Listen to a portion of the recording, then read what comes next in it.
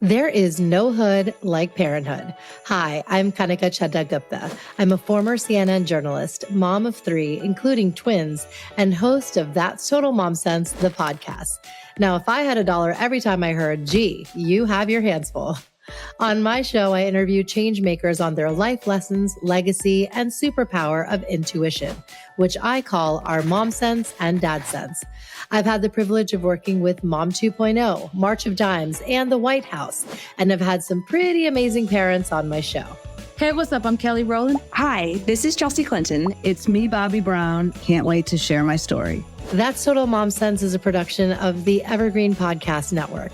Be sure to subscribe wherever you listen to podcasts and on YouTube so you never miss an episode. To join my tribe, visit that'stotalmomsense.com and follow me on Instagram at Kanika Chadda Gupta. Now let's dive in to today's episode.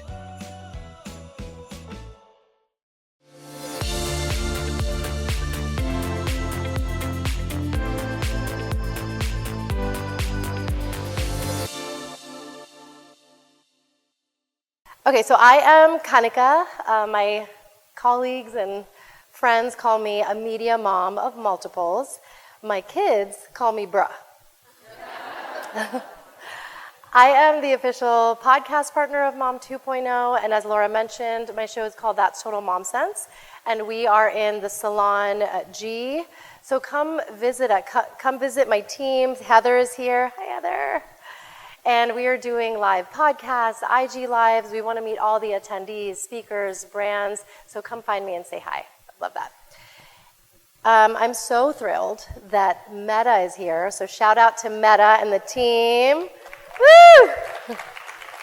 We are all Instagram for life. So it's just amazing that they're here this year. And I'm really thrilled to announce that we launched a series called Parenting the Digital Age with a fellow Mom 2.0 friend of mine, Samantha Danielle, who I shouted out last year. And we bring fresh perspective as Black and brown moms of 6 kids combined on what it's like to parent our kids in this modern day and as geriatric millennials, if you will. I want to start with a quick poll. So do stand up if you have kids under 13. Under 13. Wow. Wow. That's, I would say, like the majority of the room. All right. I want to say 75% of the room. Okay.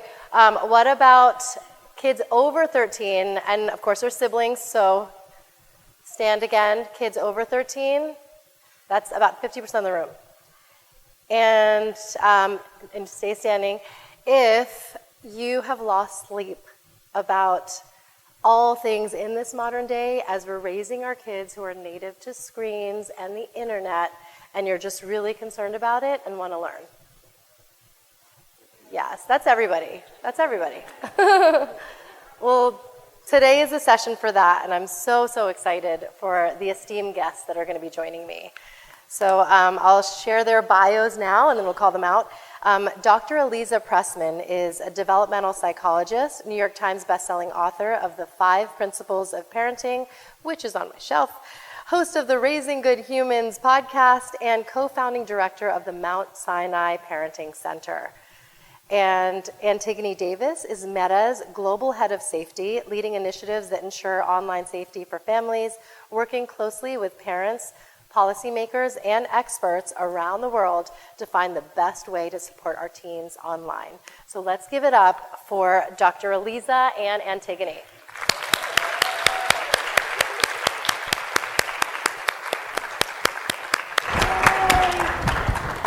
Come this way. Nice to see you. Welcome, welcome. Thank you, thank you, thank you. Nice. Yeah? Yeah. This is fun. Now we're going to get comfy and really vulnerable and honest because that's the way to do it. I'm so glad that you're here. Let's start with, if you could tell us how you got into this work. I'll try to shorten the story, but essentially, I had been a middle school teacher, and my family moved. God bless you. And my daughter was off in school, and I had been practicing law before that, but had left. And candidly, the clothes in everybody's clothes were in color, order, and my drawers were perfect, and I thought, I need to get a job. Done with the finger spacing. So literally, I volunteered for someone who was running for office, and ended up working in the office once he won, working on policy, and came to work on issues of young people and children, working on safety and privacy. Turned out on the internet, and from one thing led to another. I met people at Meta, and here I am. Wow, that's amazing. And Dr. Lee? The short version, I think, is I grew up in a kind of wacky system. I feel like if you talk to any psychologist and ask them why they got into what they got into, there's always, something. But my grandparents are Holocaust survivors, and I was so obsessed with resilience and understanding that, and not just resilience, but also sort of the ways in which we think about resilience and our expectations and the categories where something's considered resilient, someone. So I think I was always kind of fascinated, and then different things led me to graduate school in developmental psychology, and then when I left, my field typically stays very academic, and I was pregnant, and I was kind of like, wait a second, how does anybody else find out about all of this? This was back when there wasn't as much access to information, and then as there's been more and more access, I think I felt more compelled to make sure that the information that's shared turns down the volume of noise a bit to help support parents. I love that. And now let's gush about the kids, because I think that that's going to give us some context. I have twins, a boy and a girl, Krish and Sohana, who are 8, and my younger one, Shrey, is 6. And they send me little notes in my handbag, which is so, so sweet. Tell us about your kids. Well, first, before I do that, I have to tell you that my mom had very similar. I was the first, and then 2 little boys within a year. Same thing. I mean, there are photos of her where she's like, I was living under a rock for a very long time. Happy to be here. I have only one. Maybe that was, I grew up in Ford, but I have only one. She's 27 now. Wow. So I feel like we were just saying behind stage, I'm not really sure I'm allowed to call her a child anymore, a kid anymore. But, and she's out on her own in New York, grown and flown, as they say, and doing really well. That's amazing. I have an 18-year-old who's about to graduate from college. I mean, from high school, college. Oh my God. Don't go too fast. Yeah. So that's where I am right now, emotionally. And I have a 15-year-old daughter, and I have a 17-year-old stepdaughter and a 14-year-old stepson. Okay, amazing. Big fan. Since you both are thought leaders, industry leaders, and experts, I think one way to really level the playing field is that you have, mentors and parents that you turn to for support. So who are the role models that you kind of have in your kitchen cabinet that you're always asking for help? It's so funny that you say that. So I, as a mom, am, I think, a very greedy learner. So I don't know that I have one role model. I would probably steal lessons from every single person in this room. What I look for is sort of, I'll watch if I see a mom in a difficult situation and kind of watch how they're navigating. I'm like, oh, I love that trick, and I'll pull that trick. I think from a values perspective, for me, it's really finding the right balance of setting rules and listening, and watching any parent who does that, because that is like the constant thing of being a parent, is sort of creating the boundary, but also listening and hearing your child and knowing who they are. Yes, and the emotional regulation that we have to set for ourselves. I used to take timeouts on my daughter. It's like Mommy needs a timeout. Yes. Oh, I agree. I feel like I have the privilege of speaking with mothers in particular a lot. So I'm always snagging wisdom. And in general, my mentor in graduate school said that we all need someone who will lovingly tell us when we have broccoli in our teeth. And so any mom friend of mine like that is just gold.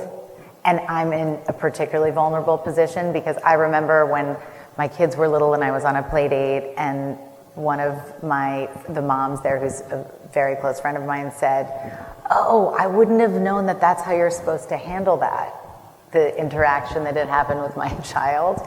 And I was like, "You're not. That was not me as a professional. That was me blowing it big time. Please don't copy that in any way, shape, or form." But like, it was just that moment where I was just like, oh my God, the expectation is that I know what I'm doing. But actually, I'm a mom who sometimes, like, some things are easier for me if they're like procedural. Like, fine, potty training was probably easier for me. But it's all, we're human. And so I find it fascinating now, but at the time I was like, oh, now I have to be self-conscious that every time I blow it as a mom, it's like, oh. Yeah. They're there to call you out. It's okay. It's all out of love. Okay, I want to share some stats. Teens today use more than 40 apps regularly, and Pew Research shows that nearly half of children aged 0 to 2 already interact with smartphones, and we've seen it. I mean, a 1-year-old knows how to swipe. So how do you advise parents to engage with different apps and devices and technology that is the modern day in a healthy way? Is that for me? Yeah. I wanted to also offer Yes. water, because I see it's all next to me. Would you like some water? Yeah. Oh, you're so sweet. Thank you. Okay, just a little water break. Okay, thank you. So, Moms always look out. That's why it's like the best conference ever. okay, where were we?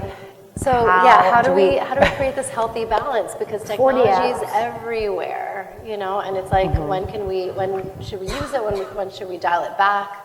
I mean, as a general matter, our kids watch more than they listen in terms of learning about habits. And so in many ways, parenting is this beautiful opportunity to figure out what your values are and like how you want to move through the world when you imagine that there's a camera watching you, because your child is that camera.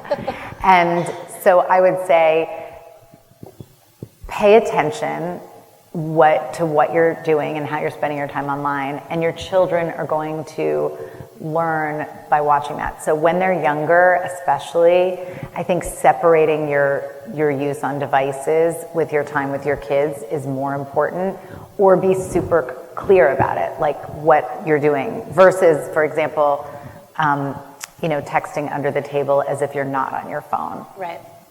Yeah, that's good advice. I remember, at the dinner table, we try to have discussions, even though we have, a peanut gallery.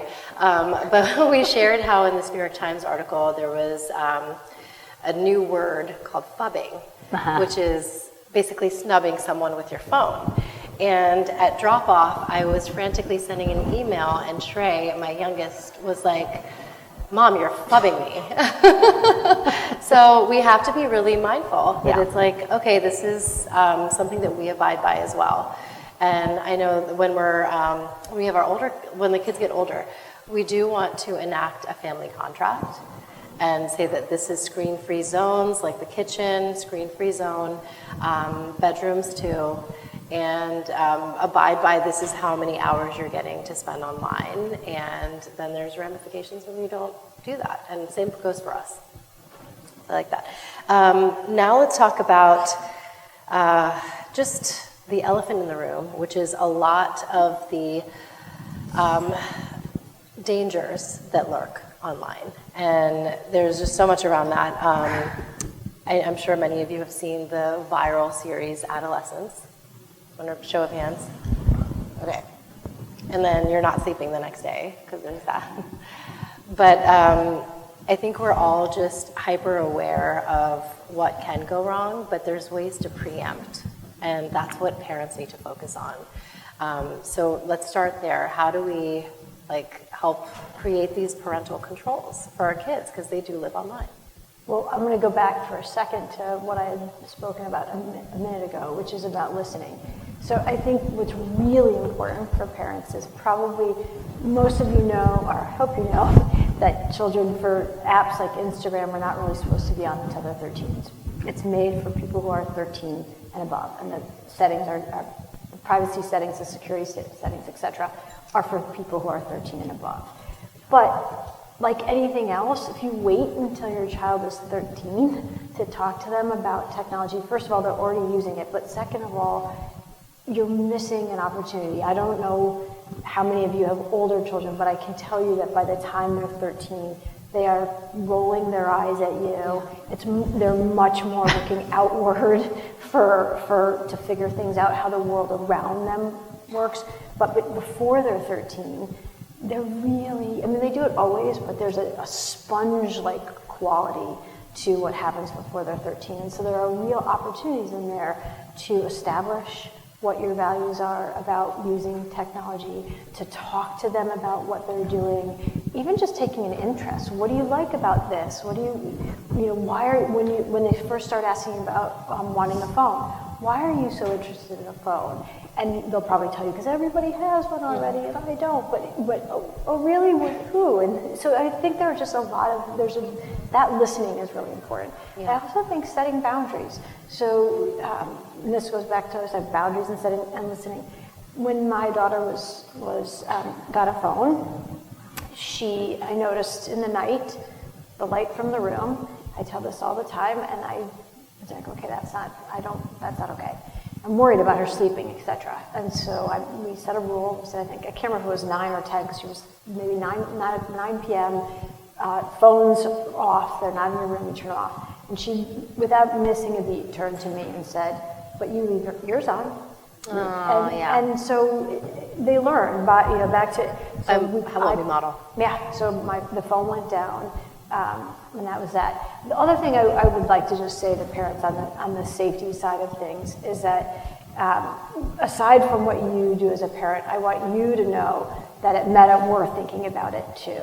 Our goal is to really set up our apps in a way that we're supporting parents and families. We want to make sure that we put in place the right safeguards for families, and then that we're inviting parents in and giving them controls.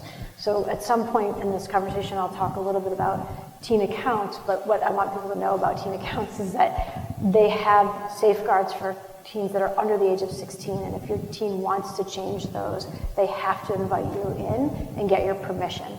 Yes. So, and that's designed to try to really support parents and make them a part of their teens' online lives as easily as we can. At That's Total Mom Sense, we celebrate family, culture, and the everyday moments that matter most. And that's why I trust Lexus. Their cars are designed to make every journey unforgettable. This AAPI Heritage Month and beyond, Lexus honors the strength and stories of our community. Because when luxury meets legacy, the standard is amazing. Head to Lexus.com and follow Lexus USA on social media to find your next adventure. I'd love to get into that because in my interaction with the Meta team, I know that there's 3 C's: the contacts that you have, the content that the kids are watching, and then the context. Why? So can you kind of deep dive into that, and all the controls? Because another thing is, I think there's going to be the parents that are already especially the content creators here who have millions of followers. They already know how to use the app, and they're just like, I've got this. So once my 13-year-old is ready to start their own account, I know what to do. But then there are those who don't have the tech fluency. My husband's not on social. And it reminds me of when my dad, when he needed to have my younger sister reprogram the VCR. He was just love him, but he was like a Luddite. He just didn't know how to do it. So there are certain parents that are I actually don't have the tech fluency to manage all the apps that my kid's on. And I want to spare them and keep them safe from the predators, the groomers, all the toxicity, the cyberbullying that's out there. So how do we actually learn? And I don't even think it's so Luddite. I mean, the way this tech moves, it moves so quickly that even parents who are very adept at the tech are likely to be a little bit a step behind their child because their child is kind of coming in where it's at the same level that they're at.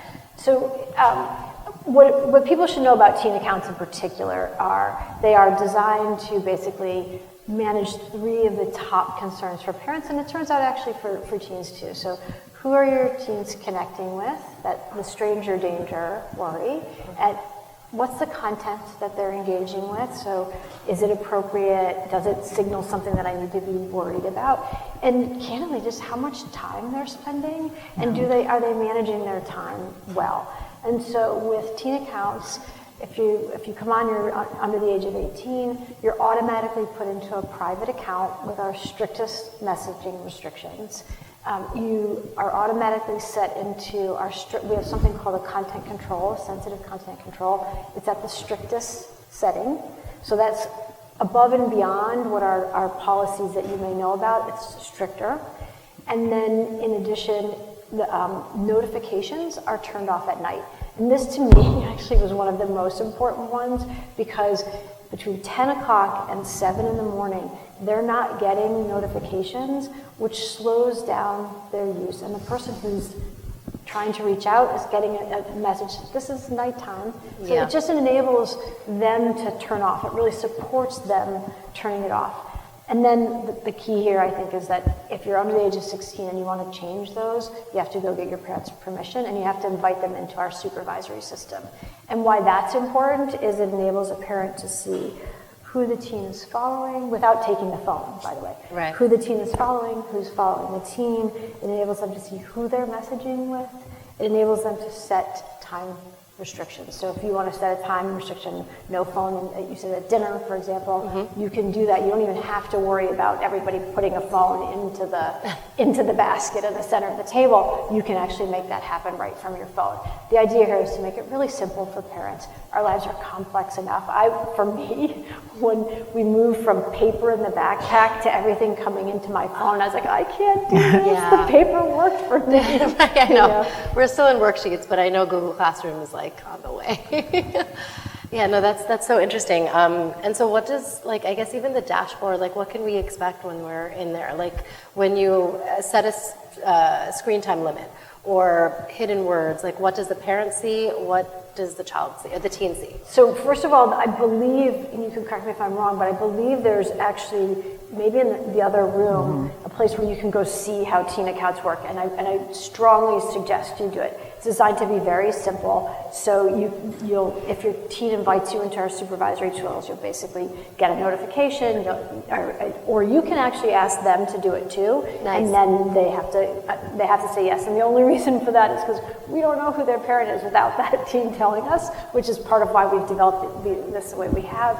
But then you'll get it, basically you'll have a dashboard, it'll show you what the settings are, how to change it. If your teen wants to change that setting, you're basically going to get a notification that your teen would like to change that setting, some information. I think what's also really important to know is that the dashboard has additional resources for parents, so that if you're having a more challenging issue, you see, for example, someone that your teen is messaging with and you don't know who that person is and it makes you concerned. There are resources in there about how to talk to your teen, how to approach the issue, done by experts. And so it's all designed to try to support parents in what is generally hard. Parenting is hard. It's hard. Period. It's hard. And, you know, the team does so much behind the scenes. There's a whole Screen Smart series, too, that you're going to different cities, if you want to share that. Well, that's a little bit of what we're up to today. So across the country, we are doing this Screen Smart series where we're introducing people to teen accounts, where we're engaging with parents from all over the country. And in particular, honestly, I'd like to give a huge thank you to the parents who are here, because many of you, because you are creators and you have huge followings, are sharing that information. We literally made a decision to tap directly into the parent network, which is huge. It turns out way bigger than when I was doing this without the world of creators that now exists, and using that network to share that information. Yeah, it's wonderful. And even Family Center is an amazing resource. So familycenter.meta.com. Thank you. That's my job. Of course. I know. I got you. Because even the series that Samantha and I are hosting, Parenting in the Digital Age, is going to live on Family Center and on the podcast. And it's just meant to be like, we're real world moms. But we are making sure that we're doing our due diligence to understand what the platforms are so that we don't hit any roadblocks and we don't face any like circumstances we don't want to be in. It's really, the onus is on us. And now I want to talk about cyberbullying because that's something that, it just hits close to home. I'm sure parents, they might have had a child who's been there or friends, and in your line of work, you're seeing kids all the time. So how often do they come to you for bullying online specifically? So I see parents, I don't see kids. Okay. But I would say one of the things that we have to figure out is the distinction between the bullying versus just like kids being jerks. Yeah. This is a very large room for me to have used that word. I'm not thrilled about it. But so, because the bullying is so serious and so painful and so harmful, but everything isn't that. And so making sure that you can distinguish and really understand, which goes to what Antigone is saying about all of the technology that's now put in place to kind of take some work off the parents is so important. And also, some of this isn't about technology. With cyberbullying, it's about really deeply focusing on your relationship with your kids to make sure that you understand what's happening so that you can be there to protect them beyond the technology. Yeah. And part of that is also when this isn't happening, looking at what's going on, sitting with them and looking at their social media and seeing what people are saying and asking them what it means and asking them about how it feels. And let's hope most of the time it's lovely stuff or it's funny stuff or, they're spamming, great, they like to make 7,000 comments about how awesome everybody is. But even that, when you're looking through it, you're setting up in the relationship that then they're going to be able to say they're used to you looking at it with them so that when there's a flag, they're talking about it. And not just about them, but it's often easier when you're looking at other people's accounts with them and looking at their For You page and looking at, is it called For You? Yeah. Explore For You.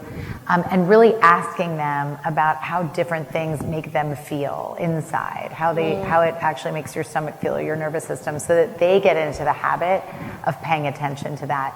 So you can say to them, if there's a comment or you see something where you have even a moment where your gut is saying like, did that mean what I think it meant? That's important. Let's pay attention to that so that we can block it and get rid of it. Mm-hmm. And then beyond that, if it gets to a point where there is cyberbullying going on, that's a time to take a break from the technology completely and be there to support our kids and know the difference between sometimes we have to set limits that they don't want, that they say they don't want, and that they might be screaming and crying about, but actually they're desperate for us to do. Yes, no, it's so true. We need to be loving and firm, not loving and permissive. Yeah. Dr. Daniel even said that.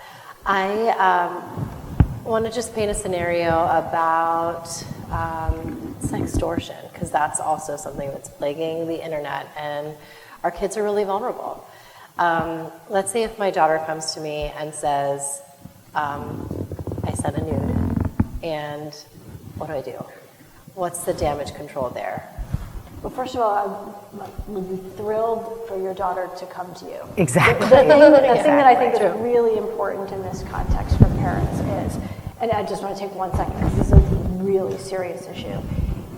If you start to you need to set up a space for your child to feel safe to come to you. If you can do it, it's really hard. Trust me. There were some times when my daughter came to me, I was like, what? And you try not to overreact because you want them to come back. So giving your child space. Kids do things. They make mistakes.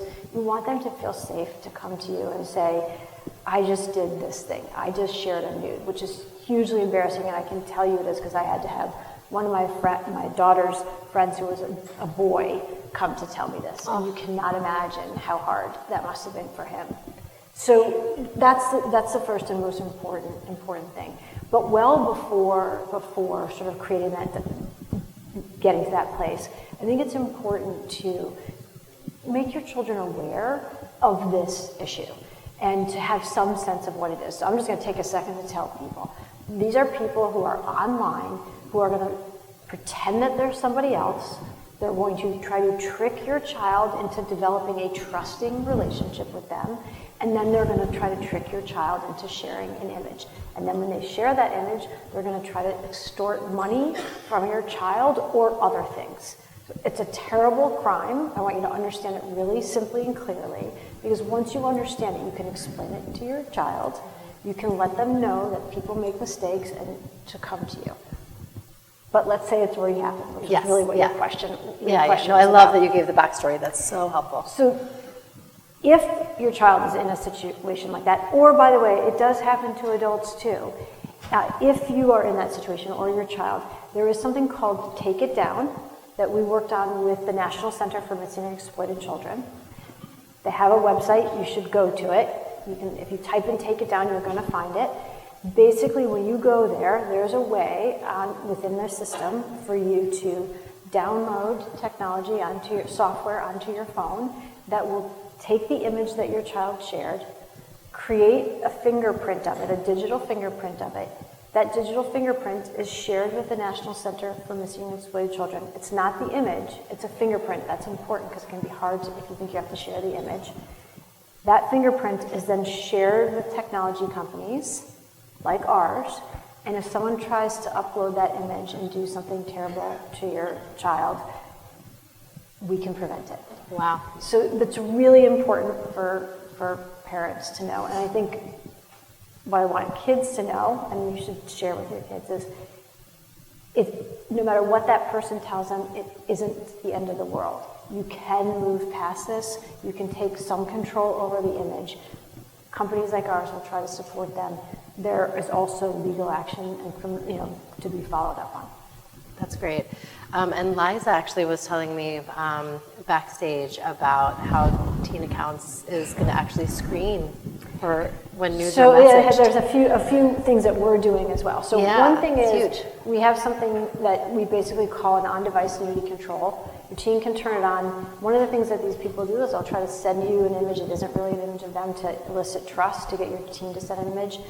This nudity control blurs those images. It's a good red flag, and it gives them an opportunity, like, hey, here, you might want to think about this, and offers resources so that they become aware. In addition, what I want parents to know when I said about strictest messaging restrictions, we don't enable people who are unconnected from your teen to message your teen. And knowing your teen's privacy setting is really, really important. One of the things about our supervisory tools, for example, is you can see who your teen is messaging with as well. So these things are all designed to try to help protect in this instance. Another thing that we've been doing is, one of the things that they'll do is they'll pretend that they know your child. Oh, I live down near. A lot of them generally don't. Often they're from other parts of the world. Will indicate to you, this message is from another country, just to give you information so that you're in a position to have that spidey sense. That's great. And Dr. Liza, how do parents and how do you help parents cultivate fun around technology? I know we're going to just shift gears and then bring it home. Well, one thing to remember is all of this the overarching message is, if you have a close and connected relationship with your child, if they know that they can come to you with the big stuff, the scary stuff, and that you're not going to have a huge reaction because you're going to be there to receive that information. By the way, if your kids are younger, that means with the stuff that seems really small but is big at the time, somebody hit them at the playground or whatever, that we can have these modified reactions so that they keep coming to us, and also that we have fun with them with these things so that it doesn't turn into, this is all evil. It's the same thing with video games. If you hear that, if you're told by the adults in your life that video games are destroying your brain and they're terrible, then you're going to not connect over that at all, and then it's just a battle. So I'd rather you say, like, show me what's so fun about this. And same thing, so like my teenagers send me ridiculous, I just sent something to my daughter that I thought would make her laugh, and she sent me back, like what I don't even know what they're called, memes, whatever, reels.